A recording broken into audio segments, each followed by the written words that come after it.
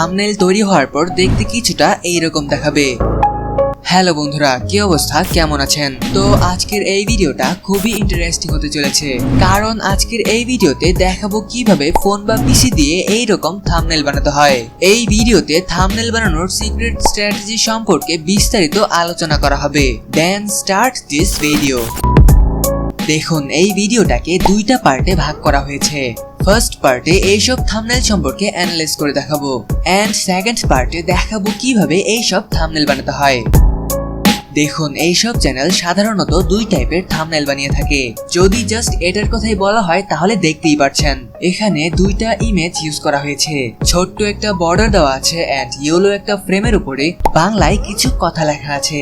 এখন এটাকে সাইডে রেখে যদি এই থাম্বনেলের কথা বলা হয় তাহলে দেখতেই পাচ্ছেন প্রতিটা থাম্বনেলের ব্যাকগ্রাউন্ডেই এই কালারটা ইউজ করা হয়েছে, আর কোনো একটা সাবজেক্টের পিএনজি ইমেজটাকে অ্যাড করা হয়েছে, এন্ড এই এলিমেন্টটাকে ইউজ করে সেই সাবজেক্টের জুম ইমেজটাকে অ্যাড করা হয়েছে, এন্ড ফাইনালি ইয়েলো বর্ডার দিয়ে সেখানে টেক্সটটাকে অ্যাড করা হয়েছে। আশা করি বুঝতে পেরেছি। সো এখন মূল এডিটিং এ যাওয়া যাক। দেখুন, ডেসক্রিপশনে ক্যানভা মোবাইল অ্যাপসের একটা লিংক দেওয়া আছে, সেখান থেকে অথবা প্লে স্টোর থেকে ডাউনলোড করে ফেলবেন। আর যারা পিসি দিয়ে করতে চান তারা canva.com এ চলে যাবেন। এখন থাম্বনেল বানানোর জন্য এই সার্চ অপশনে ইউটিউব থাম্বনেল লিখে সার্চ করবেন আর ক্লিক করবেন এই অপশনে। দেখুন, এটা হচ্ছে আপনার প্রজেক্ট প্যানেল। আপনি এখানেই আপনার থাম্বনেলটা বানাবেন, এন্ড এগুলো হচ্ছে আপনার এডিটিং টুলস। এইসব টুলস দিয়ে আপনি আপনার থাম্বনেলটাকে বানাবেন। যাই হোক, ভিডিওর ডেসক্রিপশনে এই কয়টা এলিমেন্টের ডাউনলোড লিংক দেওয়া আছে, সেখানে ক্লিক করে এইসব এলিমেন্ট আপনি ডাউনলোড করতে পারেন। এখন ফার্স্টেই এই থাম্বনেলটা বানিয়ে দেখাচ্ছি। প্রথমেই আপনি প্রয়োজনীয় ইমেজগুলোকে গ্যালারি থেকে ইম্পোর্ট করে ফেলবেন, আর এই ব্যাকগ্রাউন্ডটাকে এখানে নিয়ে আসবেন। এখন এটাকে টেনে টুনে সাইজ অনুযায়ী বসিয়ে দিবেন। এখন একটা পিএনজি ইমেজ ইউজ করতে হবে। আমি এই ইমেজটাকে গুগল থেকে ডাউনলোড করেছি, আপনারাও এইভাবে পিএনজি ইমেজগুলোকে গুগল থেকে ডাউনলোড করে ফেলবেন। এখন এই পিএনজি ইমেজটাকে এখানে বসিয়ে দিবেন আর ক্লিক করবেন সেই ইমেজটাতে। দেখুন, এখানে এডিট করার একটা অপশন চলে এসেছে, সেখানে একটা ক্লিক করবেন আর নিচে দেখবেন শ্যাডো নামে একটা অপশন রয়েছে, সেখানে ক্লিক করবেন আর শ্যাডোটাকে অ্যাডজাস্ট করে ফেলবেন। এখন আমার দেওয়া এলিমেন্টটাকে এখানে বসিয়ে দিবেন আর ক্লিক করবেন এই এলিমেন্ট অপশনে। এখান থেকে এই এলিমেন্টটাকে সিলেক্ট করবেন আর জায়গা মতো বসিয়ে দিবেন।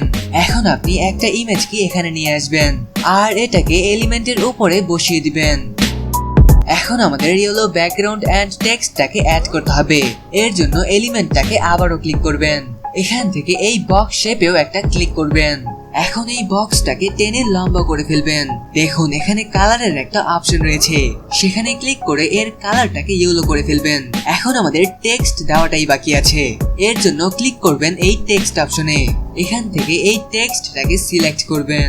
এখন আপনি এখানে এইরকম কিছু একটা লিখে দিবেন। ফন্ট চেঞ্জ করার জন্য ক্লিক করবেন এই অপশনে। এখান থেকে এই ফন্টটাকে সিলেক্ট করবেন। কালারটা চেঞ্জ করার জন্য ক্লিক করবেন এই কালার অপশনে। এখান থেকে ব্ল্যাক কালার করে দিবেন।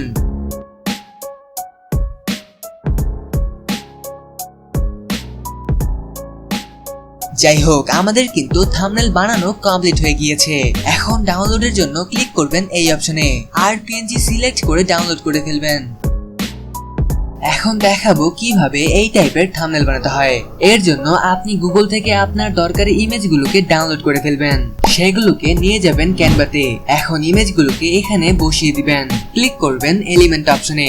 এখান থেকে লাইনটাকে সিলেক্ট করবেন আর লাইনটাকে এর মাঝখানে বসিয়ে দিবেন।